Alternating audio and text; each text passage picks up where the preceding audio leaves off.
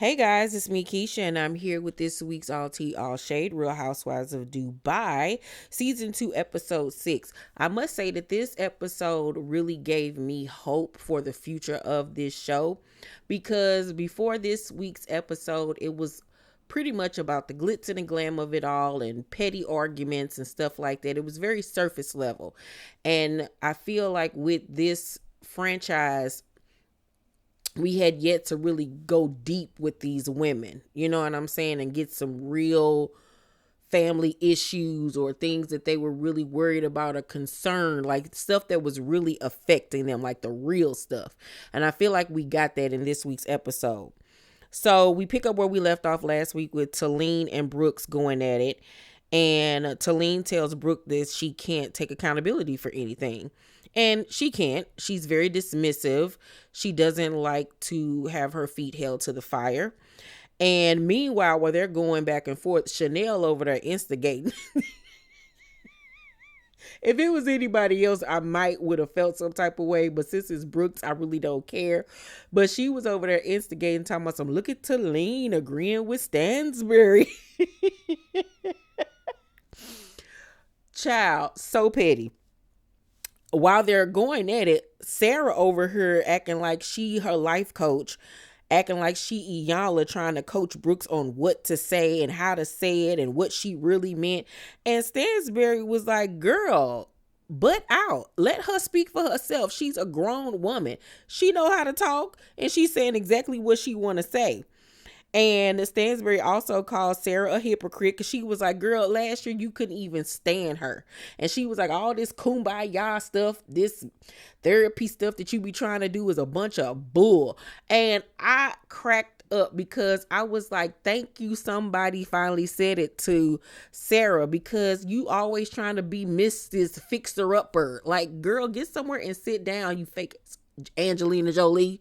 Like, girl, stop. Like, I understand that, it's all peace and love with her and hey, dude. But it's like, girl, it's just something about it just comes across inauthentic and like she's a tryhard, like she's putting on a show. But I do agree with Sarah that when it comes to Stansbury, if you have anything negative to say about her, then she like, we can't have that. But if you're defending her, oh, it's all great, it's all good. So I do agree with Sarah on that. So Brooks, Sarah, and Lisa step off to the side, and Brooks, instead of talking about what's going on, decides to deflect and bring up an issue that Lisa has with Sarah. And so Lisa was like, yeah, Ayan came and told me after y'all met on Ramadan or whatever that you were asking, is she okay? Is everything all right at home? And this, that, and the third. And she was like, I didn't say it like that. I was asking like, is she okay? Is everything good? Like, it had nothing to do with your marriage or anything like that. And she was like, that ain't how it was. And she was like, well, Chanelle is my best friend, so I know she not gonna lie to me. So she was like, but no, that's not how it was brought up anyway. She was like, no. Now, Sarah was downplaying it. She was asking, like, is there anything going on at home? She was. But let's not forget about the fact that the new girl was the one that brought the conversation up in the first place. But didn't nobody focus on that. So they go back to the table, and Sarah asked Chanelle what did she say to Lisa, and Chanelle stand on business and was like, I did feel like you was trying to ask about her marriage and everything. She was like, I ain't get that wrong. Sarah continues to contend with that she wasn't trying to be messy or anything like that. But I got my eye on you. So Chanelle and Lisa link up separately on a different day for lunch, and Chanelle points out that Talene basically befriends anybody that got an issue with Brooks, and how that's some fake ish and that she would never do that.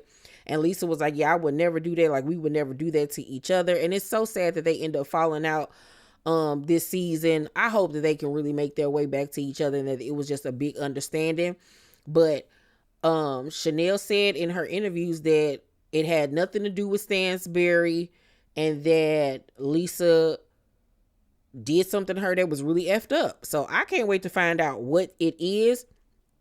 But yeah, I do agree that that's really like kind of like fake of Talene for you and Brooks to have had a friendship for all of these years, like a close friendship, like sisterly type friendship, for you to then get on this show and then y'all argue, and we come to find out that this is how they always argue, to then just start befriending somebody that she's into it with, even though I feel like Brooke's issues with Stanbury is just stupid and she's doing it for a storyline. Like, I don't think that there's any real issue or beef there, because she's even stated that the only reason why she had an issue with Stansbury is because of what Stansbury said about Celine, which was, okay, it was a little catty statement, but they got over it. It was nothing for you to then just be like, F her, I don't want to be her friend no more. She this, that, and the third.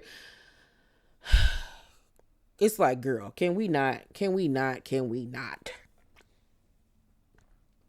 So, but I still think that for her to be running to Stansbury and talking about her issues with Brooks to Stansbury is a little like, wait a minute now. I don't care about you being friends with her, but I do think that it's a betrayal of their friendship to be talking about her issues with Brooks to Stansbury. Like, you just met this lady. That ain't cool to me. Not at all. So, Lisa says that Sarah's comment triggered her because Rich has said that she's always too tired to, do the nasty or whatever.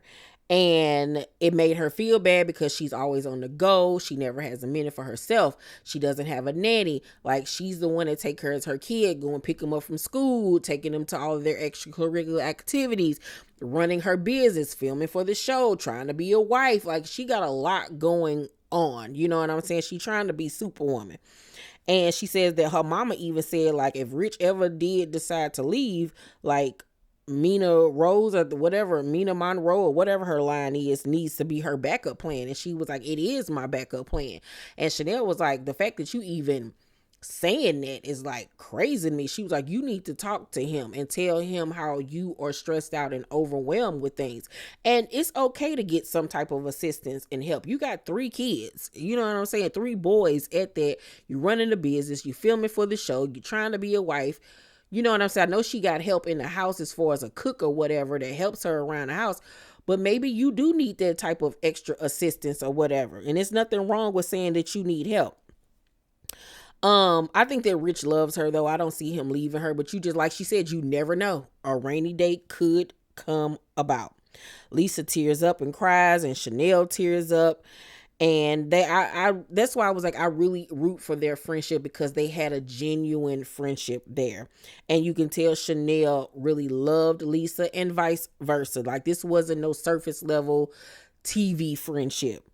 So Stansbury says that she is not avoiding Sergio's family, even though low-key she is. But she was like, even when her own family comes, she just give them the keys and she dip. Like, she doesn't have emotional attachments when it comes to family, because she doesn't have those emotional attachments to her own. But she sits down and have a quick lunch with them, and then she was like, I'm about to go get me a massage or whatever. He's like, you want me to go with you? And she was like, no, I need my space. And she even says to his family, like, I need me time. Like, he needs to find his own friends instead of trying to be up underneath me all dang on day. And even his mama was, and his sister was like, yeah, I agree. You do need to find Sergio. You know what I'm saying? Like, don't nobody want nobody up underneath them all time. Like, it's literally like he's one of her children and not her husband, not her man. And that's why she treat him the way that she do, because he's annoying and irritating. Like, okay, you love me, but you ain't got to love me that much. Jesus. Oh my God. I still don't even understand how they're together. I just really don't understand where this relationship came from or anything. Like, it's so weird to me. So she ends up leaving to go wherever she going, and Sergio tells his mama that he misses the old Caroline. I guess they used to be more lovey-dovey and all that stuff. Yeah, it's like that in the beginning because it's fresh and it's new. But now y'all married, y'all living with each other, you see each other every day. That gets old. You need your own thing. Like, do Sergio work? I don't think he does. I literally think that he's a stay-at-home husband. Like, what does he have going on? That's why he's so free to film this show. Like, you don't see the other girls' husbands on here like that because they all work. You know, Sergio ain't got no motion. He ain't got nothing going on. And so he was talking about how he really want a family. He want a baby and all this stuff. And his mama flat out told him, I don't see her with no baby. Period. And mind you, they was talking in their native tongue. They weren't speaking English. Okay. I peeped that. I don't like that. Now you ain't gonna be speaking those traits around me, and I don't know what y'all saying. You know what I'm saying? No, y'all gonna be talking about me in my house. But the mama know, because hell, they closer in age than her and Sergio. She know that woman ain't got no time and don't want to be fooling with no baby. And she already got 3 kids that's damn near out the door. Ain't nobody trying to start over again. And then once again, I still don't understand why they got married. I really don't. Even Stanbury know that the relationship gonna work because she already talking about when we divorce. Like, girl, no. So Chanelle talks on the phone, FaceTimes with her sister Ifra. They have a really close relationship, and her sister's coming for her makeup launch. Brooke's mama visits once a year, and so she's in Dubai, and she takes her to the glass box and shows her the establishment is top tier. Okay, chef's kiss. Her son Adam is with her, and she talks about how Adam really doesn't talk to her and tell her stuff, but he opens up to his father. And he was like, well, you work until 10 o'clock at night. And you could tell it hurt her feelings, but like she said, like, I have to work to provide for you and take care of you. So I'm guessing her ex-husband don't give her child support or anything. Like, but I was like, he helped her with the glass box, so it ain't like he broke and like he ain't got no money. So maybe that was a part of the stipulations of their divorce, that he wouldn't give her any type of financial assistance. I don't know, but she says that everything that she does for him is financed through her. She doesn't get any money from her ex-husband.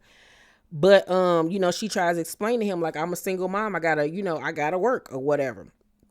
But I think as far as her relationship with her son, I see a lot of resentment growing there. And I don't think that it's just because she worked late. I think because from the energy that I get from Brooks, she seems like I had the kid. I love the kid, but I would rather do anything else than really be a hands-on mama. She don't seem like she's a hands-on mom. She doesn't seem like the type of mom that's going to cuddle with you, spend mommy son days. You know what I'm saying? I can just see her putting him off on a nanny or whatever. She just doesn't seem like a mom. You know what I'm saying? And I think that's why he don't really fool with her. And I feel like that's why he getting smart with her and stuff. Because if you pay attention this season versus last season, how he talked to her, totally different. You could tell he getting older now, and he like, girl, whatever. Like, I can really see him growing up and like starting to like rebel against her. And I feel like Brooks got a lot going on internally. I don't know what's going on with that lady, but she got crazy eyes and she's mean. She just seems unhappy, and it shows. So I think she needs to really focus on her son, child, because that little boy, I just see him going this way and not being on the straight and narrow. So Sarah talks to Akin, her little boyfriend, about where their relationship is going, because he's got to go back to Germany. And she was like, what is your intentions, basically, because they date to marry. And he says, I don't share. Like, I'm not going to wait on you. Like, if you want to be with me, I want to be with you. Let's take it to the next step. And she was like, all right, I'm ready. You know what I'm saying? So now they're in a relationship that will hopefully lead to marriage. Don't know if it will, but that's where they're at. I don't really see that relationship working either, but okay, girl. So Stanbury has lunch with her daughter. And this, along with the Lisa situation, with her and Rich and Caroline Brooks and her son or whatever, then with Caroline Stanbury and her daughter, this episode had heart to it. We really started to get to know these women and their families and what's going on in their lives. And I feel like that this is the episode that really helped give this show some legs, for real. Because this scene, honey, with Caroline Stanbury and her daughter Yasmin was woo. So they have lunch. And, you know, Stanbury was like, it's going to be really hard for me to get used to you not being in the home when you go to school or whatever. And she was like, but I am going to make more of an effort to prioritize you and spend more time with y'all. And she was like, do you think that I prioritize you? And Yasmin was like, no, I don't think you prioritize any of us over Sergio. And I was like, here we go. Here we go. The fact that they had this conversation on camera was like, wow. And you could tell Caroline's, defenses kind of went up, you know what I'm saying? But she had to take that L and listen to what her daughter is saying to her. And the fact that your daughter is telling you that you don't prioritize her or their siblings is fucked up. It really honestly is. That is messed up. And I understand that she grew up a type of way, but just because you grew up that way don't mean that you should have parented the same way. It seems like she has this disassociative thing with her children as well. And I don't know if that's just the British way or whatever, but if my child tell me you don't prioritize me, what? Like, no. So Caroline was like, do you think that you could have a better relationship with Sergio? And Yasmin was like, I've tried, but he makes it very difficult at times. At the end of the day, he's not my dad. I really don't like when he tries to step in when you're trying to parent us. It's not his place.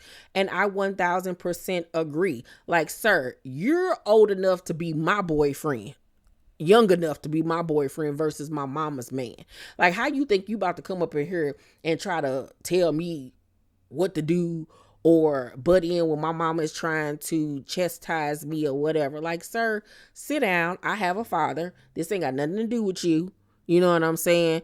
Like, so I agree with that. There has to be boundaries made because she has a mother and a father. You could come talk to me, but you shouldn't be butting in when I'm taking care of business with my children. And that's not to say that my kids can talk to you any kind of way or treat you any kind of way, or respect has to be there. But like, sir, sit down. How you gonna try to parent somebody kids when you act like a kid? There's no respect there because Sergio is literally like a little lap dog. Like, girl, I'll be like, if you don't get up out my face. So, Caroline was like, well, blended families, take time. And Yasmin says, girl, it was quarantine and he came in a week after dad left. You can't say it takes time when you gave us no time. And I was like, oh, Yasmin is reading Caroline down. Because, girl, no, you didn't move this man into your house a week after your husband left. I understand quarantine was going on. It was COVID. Apparently he couldn't leave, you know what I'm saying, to go back wherever the hell he came from. But he could have got him a hotel, an Airbnb, something. Like, no. No, ma'am. Like, there was no adjustment time for your children to even wrap their head around the fact that their dad left and that y'all were getting a divorce, to now you moving in your young boyfriend. Like, what are you doing? Like, I'm sorry, the way Caroline moved was not only selfish, but it was like let's just keep it a buck. Like, girl, what kind of mama is you? Like, So Caroline says in her confessional that she regrets it. She said that's the one regret that she does have, is the fact that he moved in so quickly. She then says to her daughter, you are my priority, and I don't want you to think that I always stick up for him. And Yasmin starts to cry. She was like, you do though. She said, that's what really upsets me, because if anyone else spoke to me the way that he speaks to me, and our arguments, the way that you react would be so different. It always ends up with you yelling at me when I don't think it's fair, because it takes two people to have an argument. Now, that's another thing. As a parent, like, you're not about to talk to my child crazy, and nor is my child going to talk to you crazy. But the fact that he's even arguing with your child, like, Caroline, is the Peter Weeder made a platinum? Because I'm still not understanding why she likes Sergio. I just really don't understand it. It ain't like he got the money that she got, because he don't. At first, a lot of y'all thought that he came from this uber rich family. He does not. She got more money than him. He don't got a job from what we see. You know what I'm saying? That's why he always running in behind her, because he ain't got nothing going on. And then you up here arguing with my kids? Absolutely not. Girl, I would have told my daddy so fast. my daddy would have came over there and knocked Sergio upside the forehead, because, like, who you talking to? Not my child. So Caroline says, it's never easy bringing a step parent into a situation, because it's just like a lose-lose situation. I get that, because, I had to grow up with a step parent too. And in the beginning, I felt some type of way, even though when growing up, I never saw my parents together. They had already broken up. But it still made me feel some type of way. So I get it. But in this case, everything happened so fast. Their father left. Y'all got a divorce. He already moved in. Y'all get married. He trying to be a stepdad. And how you gonna step parent me, and you still in your late 20s? Like, get out of here. Like, no. So after that, Talene dog apparently passed away, and she reached out via text to all the ladies. She said the only people that responded was Lisa, Chanelle, and Stanbury. She said that Brooks did not respond at all. And I think it was her brother, or maybe it was her husband. I don't know who he was, but he was like, this is how y'all always do. Y'all argue and then y'all make back up. So that's why I was saying earlier, considering the fact that this is how their friendship has gone for years, where they argue, this is not anything new. I feel like it does make Talene look fake, the fact that she's running over to Stanbury and telling her all their business. I don't like that. She said that she texted Brooks about Adam's birthday party, and she didn't respond. And so she was like, I'm just not going to go then. She was like, because she knows she's not responding. And at this point, I'm like, especially knowing that this is not something that's new between them, and that this is how they have communicated in the past, the fact that Brooks is taking it to such a level where, okay, the girl dog died. Like, you can't set aside this stupid beef to reach out to your friend, and your son's birthday is coming. She trying to reach out to you about that. You not responding. It's like, grow up. Like, oh my God. So Brooks tells Sarah and Lisa it's the day of her son's birthday party, that she did invite Talene, where her personal assistant invited Talene. But of course, Talene does not come. But she seemed like she could care less, even though you can tell deep down she really does care. Stanbury, however, is the one that visits Talene at her home and brings her flowers, because she's gone through it herself. And I loved Stanbury, her in this scene. Oh my God, them wispy bangs and that blunt bob was everything. Her outfit was giving, everything was giving. So, we also find out that Lisa sent Talene's IG story of her hanging with Stanbury to Brooks. her. They so messy. And of course, you know, Brooks didn't like that at all. So her and Sarah are walking down the beach and they're talking about it. And Brooks says that Talene is going to get burned when it comes to Stanbury. And she was like, she basically is giddy with delight waiting for that to happen. And Sarah is as well. Stansbury tells Talene's mama how Brooke called her, "See you next Tuesday." And Talene mama gonna talk about some, was this pre-alcohol or after? And she was like, she's always drunk. I was like, oh. And I think I can really see Brooks being the type that drinks every day. Cause she seems like she got a lot of demons inside of her. It's something ain't right with that lady. I'm telling y'all, it ain't right up in there. But I really love this week's episode of Dubai. I'm going to give this week's episode an A-. It was really, really good. And if we continue going down this road, I can see hope for this show because it was really surface level. But this week's episode was very poignant for me. Y'all let me know what y'all thought about this week's episode down below in the comment section. Please make sure to thumbs up this video, subscribe to my channel, and turn on your post notifications so you know when my videos drop. I love you guys, and I'll see you on the next video. Bye.